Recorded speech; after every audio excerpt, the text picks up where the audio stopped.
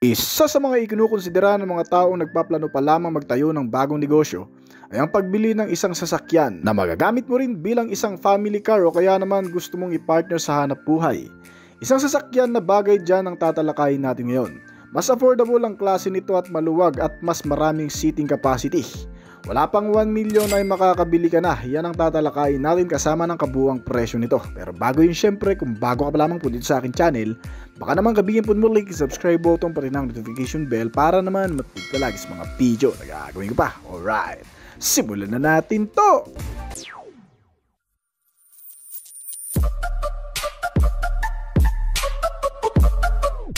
Kung meron kang ilang gamit na madadala papunta sa kung saan-saan, mas maiging may malaking utility ka na mas magandang pagkargahan. Isang gamit na maaasahan hindi lamang sa pangmatagalan, kundi pati na rin sa kahit saan man. Ang modelong ito na tinatawag na Mitsubishi L300 mga kaibigan ay tatalakayin natin ngayon. Meron itong iconic na disenyo na pangharap magmula nung una itong inilabas sa Philippine market, na may hugis kapsula pa hanggang sa na-evolve ang modelong ito at ngayon ay naging box type na. Pero ang head portion nito ay wala pa rin namang pinagbago ang hugis. Isa pa ring maalamat na utility na marami ang nagagawang pakinabang sa community. Ang modelong ito ay masasabi na rin nating isang legendary sa dami na rin kasi nang napatunayan nito, lalo na sa delivery. Pag sinabing L300 kasi, tiyak na hindi ka magdadalawang isip. Alam mo kung bakit? Bukod sa may practical na klase ay makakabili ka nito sa murang halaga. Assembled sa Pilipinas pero sa Japan nagmula ang quality assurance. Kaya kung pagmamasdan mga kaibigan, ang nasa video natin ngayon ay hindi pinalitan ang ilang mga spare parts nito. Dating mukha pa rin naman ay may kaunting pagbabago nga lang, gaya ng mild curve dito sa ibaba at isang bagong front grille radiator. Ang headlamp na naka-halogen type pero sulit at matagal-tagal na rin nagamitan. Nasa gilid din ito ang mga turn signal light indicator kasamang parking light at sa gitna ang na-redesign na front bumper grille chrome garnish. Kaya mas nagmukhang powerful ang bagong appearance nito ng L300. Sa ibaba, may butas na direktang makikita ang ilang mga components sa makina na kung saan kitang-kita rin ang radiator nito sa ilalim. Maganda to lalo na kung mabilis ang takbo, kasi dinidiretso dito sa loob ng hangin na masasalo nito. Automatic din pupunta sa radiator para maging pangkaragdagang cooling system ng engine. Meron itong reflector sa bawat kanto, pangkaragdagang visibility lalo na sa madidilim. Itong Mitsubishi L300 magmula pa man noon ay ginagamit na ng marami para sa mga cargo, private car at partner sa negosyo. Meron itong 4 na klase na pagpipilian. Ang una ay ang L300 cab and chassis lang. Ibig sabihin wala itong cabin, ulo at chassis lang na mabibili mo sa halagang 850,000 pesos. Habang ang pangalawa naman ito ay ang L300 aluminum na may kasama na ring rear cabin pero wala naman itong air condition dito sa likuran. Nagkakahalaga naman ito ng 965,000 pesos. At ang pangatlo naman ay ang L300 with FB body at may single aircon system. Nagkakahalaga ito ng 1,031,000 pesos. At ang pang-apat na nasa video natin ay tinatawag na L300 with FB body dual aircon system na nagkakahalaga naman ng 1,048,000 pesos. Ang Mitsubishi L300 ay napakamura lang din ng maintenance, hindi nagluluma at napakadaling i-maintain. Meron itong mga gulong na pang heavy duty at naka-tubeless na rin. Ang maganda pa rito ay hindi na hassle ang madalas na pagpapalit-palit ng gulong, lalo na kung ginagamit mo ito palagi sa hanap buhay. Dahil pang matagalan na ito at hindi basta-bastang napaplat kahit matusok pa kung lalagyan mo ng sealant. Meron na rin itong reserve tires na nakalagay sa ilalim at may kabuuang sukat itong mga gulong na 185 by 55 R14. Ang suspensions na ginamit dito ay matitibay din. Yan ang subok at napatunayan na ng marami sa kahit saan. Kahit kargaan mo pa ng mabibigat at maidaan sa malulubak ay hindi ka mangangamba sa suspensions nito na masira. Dahil ito ay ginamitan sa harap ng naka-independent wishbone, habang ang rear suspensions naman na ginamit dito ay may lip spring at may mga coil spring. Ang ilan sa mga bumibili nito ay dinadagdagan ng lip spring dito sa likod para mas tumibay at mas tumaas ang ground clearance. May nabibili naman na niyan aftermarket kung padadagdagan mo. Itong rear cabin naman mga kaibigan ng Mitsubishi L300 ay nakadepende rin sa klase o type ng business ang pwede mong ipalagay dito. Kung ang business mo ay more on frozen goods, mas maganda yun talagang close van. Pero kung hindi naman ganun, okay na yung ganito na lamang. Ang kaya naman itong ikargang bigat ay umaabot ng hanggang sa 1,000 kg. Kayang upuan ng hanggang sa 17 to 80 na pasahero kasama ng driver. At may malawak na space pa sa gitna for cargo. Meron din itong mga rear combination lamp na para sa brake, signal at clearance lamp na magkakadikit. Kung magpapatras ka, hihinto at liliko ay mas madaling ma-identify ng mga kasunod mo. At sa loob naman ay makikita ang mahabang upuan na may makapal na foam. Merong handle grab bar sa itaas na pwede ring pagtalian at hawakan ng mga pasahero. At may mga sliding window glass. At narito na rin ang aircon system na kung saan may mababaring temperature na para sa komportabling biyahe at mai-enjoy ng bawat pasahero nito sa likuran. At pagdating sa harapan, meron itong 3 seats na capacity para sa driver at 2 passenger seats na pwede pa dito. At napakasimple lang din ng dashboard panel nito, na kung saan meron lamang ding mga paglalagyan ng gamit gaya ng console pocket, glove box compartment at marami pa. At ang audio sound system na meron nito ay radio, FM and AM at may mga speaker na rin sa bawat pintuan. May kasama na rin itong USB at auxiliary input na pwede ring pag-charge ng gadget. Ang meter panel gauge naman nito ay analog type base pa rin, na kung saan makikita ang fuel gauge, mileage, RPM, speedometer at mga iba pang sign na nagpa-pop up na lang dito sa oras na kinakailangan. Simple pa rin ang manubela nito at napaka-iconic na very accessible at mas controlled ang shift lever. The power steering type na rin ito at adjustable ang steering column at may steering gear type na ball and nuts pa. Itong Mitsubishi L300 nga rin pala mga kaibigan ay naka Euro 4 norm emission compliance na rin. Ang maganda rito, hindi takaw huli at eco-friendly at wala nang marumi at madilim na usok na lumalabas sa tambutso nito. Ang fuel tank capacity nito ay nasa 55 liters at kumukonsumo naman ng hanggang sa 14 km per liter, lalo na sa highway. Ang nagpapagana naman dito sa Mitsubishi L300 ay ang bago at subok ng makina nito na 4N14, 2.2 liter diesel engine inline 4 cylinder, 16 valve dual overhead camshaft at naka CRDI ang fuel supply nito kaya matipid. Naka manual ang transmission na may 5-speed gear shifting na pagdating sa performance, ito ay kayang gumawa ng hanggang sa maximum output na 98 horsepower sa kada 3,500 RPM at maximum torque na 200 Nm sa kada 3,500 RPM. Ang average na top speed nito ay umaabot ng hanggang sa 160 to 180 km per hour. Depende pa rin sa kargada at sa magmamaneho nito. Pagdating naman sa braking power, itong Mitsubishi L300 ay ginamitan na rin ng ventilated disc type sa front para mas lumakas at tumibay ang kapit nito at habang naka-drum brake type naman ang likuran. Ang iba pang mga safety measure na meron dito sa L300 bukod sa mga brakes, ang engine check warning.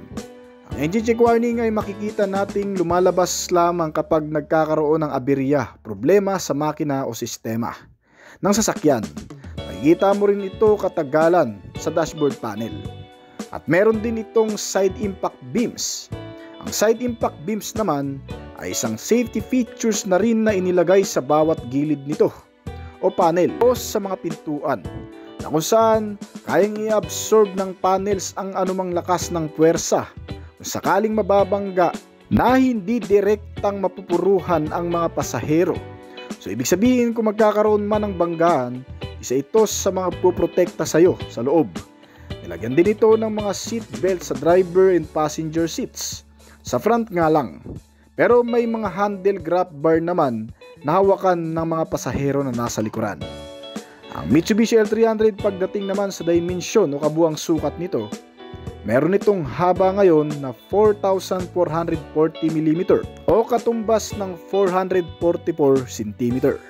May lapad ito na 1,695 mm o 169.5 cm at may taas na 1,915 mm 191.5 cm. Meron itong taas na ground clearance na 195 mm o 19.5 cm. At ang wheelbase size naman nito ay nasa 2,350 mm o 235 cm. Ang bigat nito ay tumitimbang ng hanggang sa 1,130 kg at kayang magkarga ng hanggang sa 1,000 kg o higit pa. Dito sa bansa, ang kabuwang presyo nito ay nasa 825,000 pesos mula sa pinakamababang variant nito hanggang sa 1,100,000 pesos sa pinaka-top variant naman nito o yung kumpleto na. Kung interesado ka sa hulugan, pwede mo akong kontakin mga kaibigan para matulungan kita. Bukod sa makakakuha tayo ng discount, marami kaming mga ino-offer na freebies na pwedeng ibigay sa'yo kada unit na kukunin mo. Maraming salamat po. So hanggang dito lang po siguro ang ating video, pero bago po tayo magtapos ay nais ko po munang magpasalamat sa mga patuloy na sumusuporta, tumatangkilik at nag-aabang palagi sa mga video na ina-upload natin dito sa ating channel.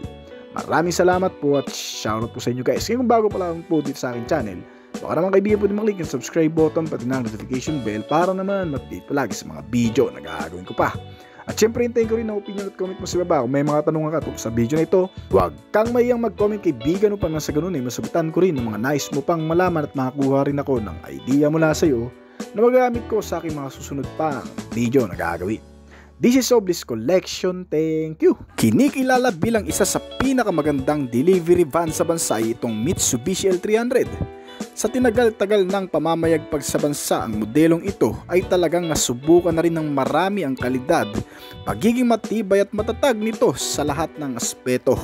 Madalas isinasabak sa malalayong lugar na may kargang mabibigat na bagay at umaahon mula probinsya hanggang Manila.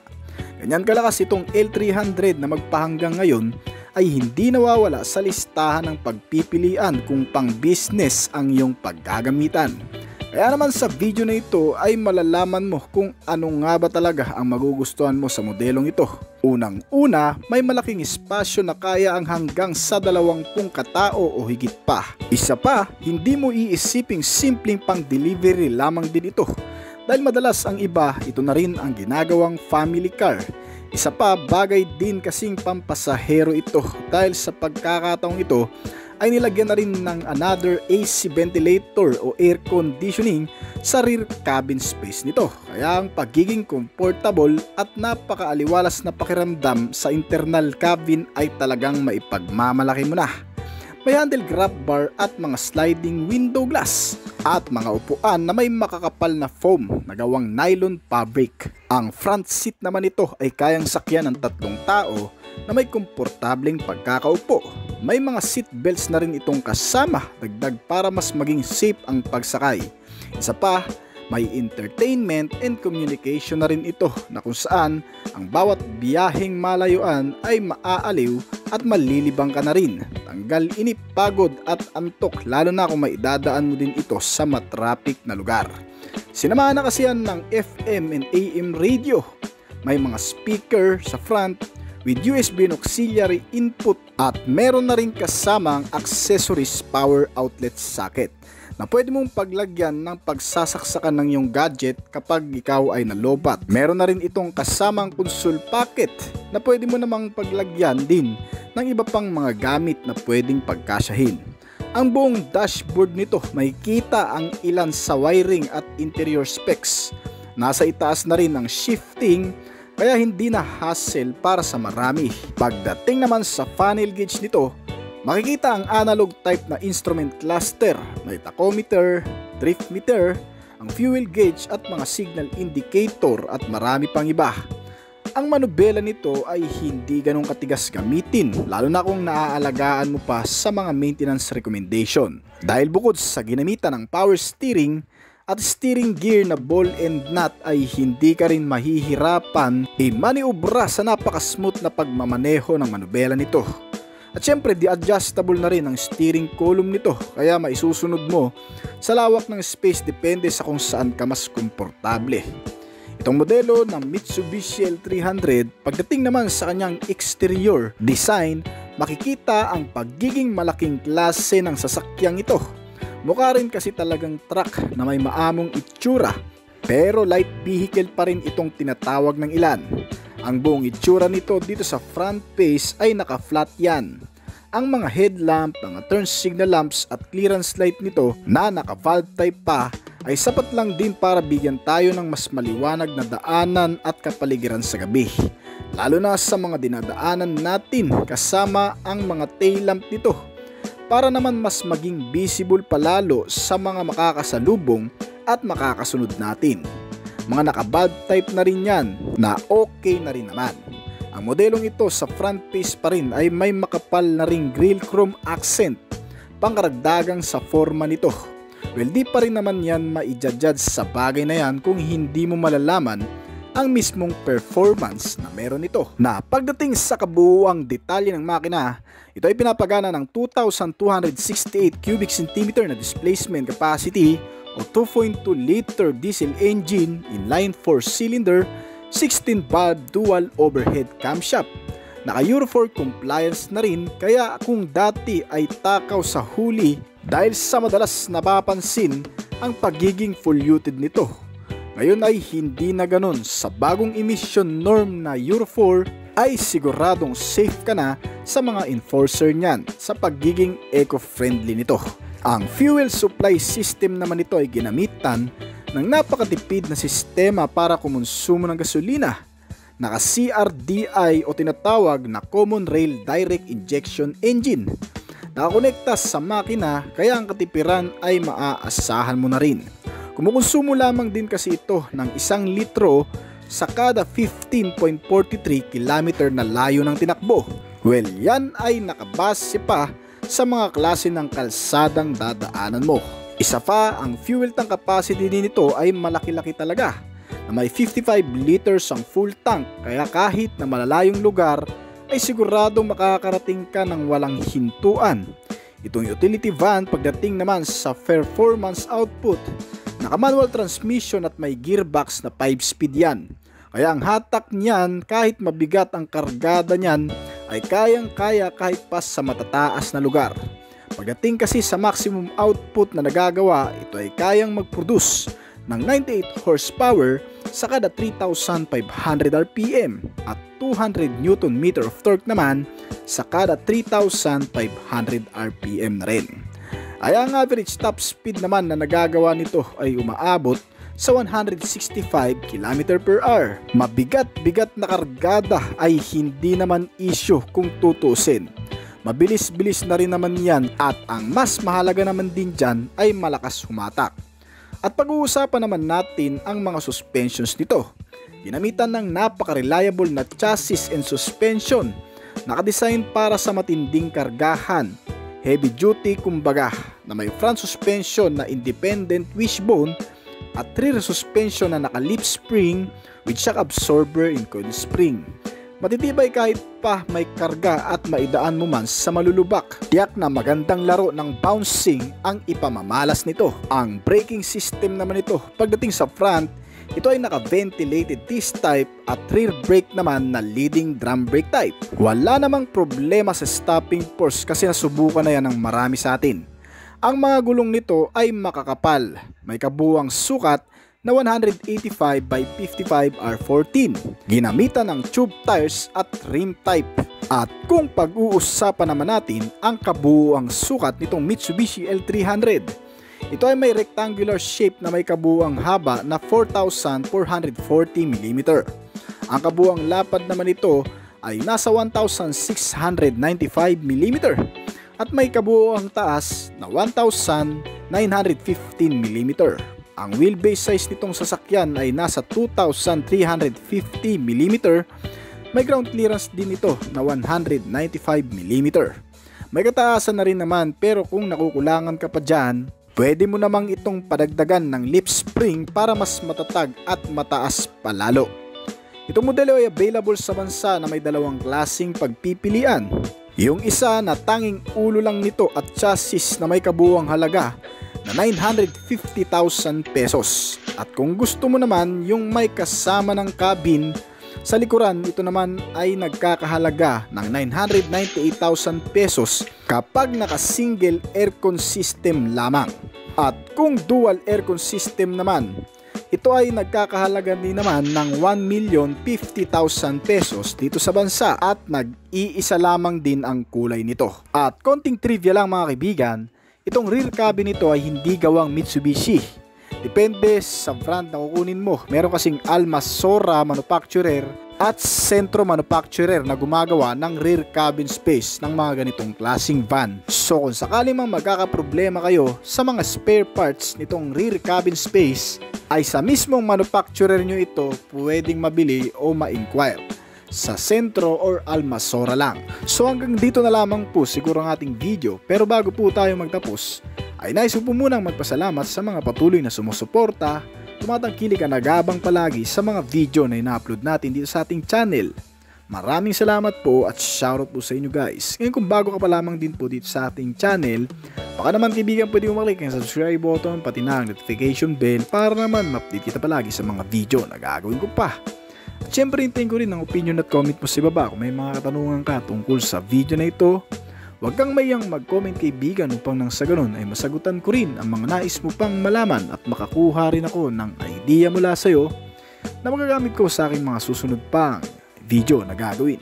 This is Obis Collection. Thank you!